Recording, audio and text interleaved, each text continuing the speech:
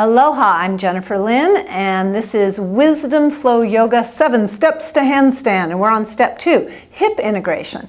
So step 1, we talked about shoulder integration, where the arms plug into the upper torso. And now with shoulder integration, and we lift one leg, which we do when we're getting ready to spring into handstand, if we let the hip kind of do its own thing, it tends to externally rotate, which takes the energy away from the midline and takes the thigh bone out of the hip socket. So hip integration involves rolling the outer hip down and the inner thigh up and out, something we call inner spiral of the thighs.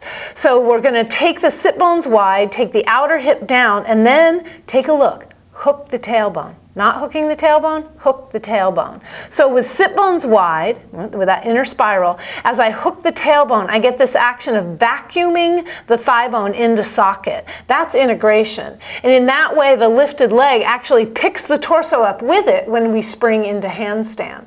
So here's another way that you can practice it, with a pose called push wall. Again, as we come here, shoulder integration means the armpits go up, the shoulder heads go to the back plane, and the heart softens to the front plane, to the mat. Shoulder blades on the upper back, shoulder integration. Now, when I lift the leg, there's that tendency to disintegrate.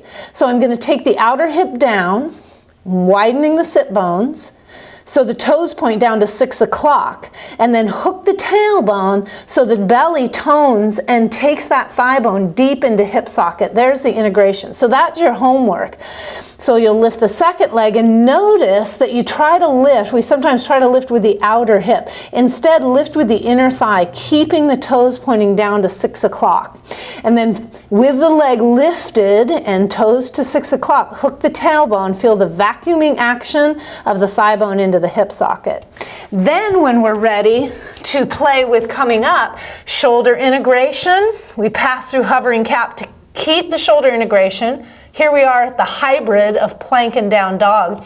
We lift one leg. Instead of here, we inner spiral, hook the tailbone, and that leg, because of its integration, becomes a great lever to lift us into handstand. Yeah, so you can practice just little hops. Here's a disintegrated leg. Disintegrated, right?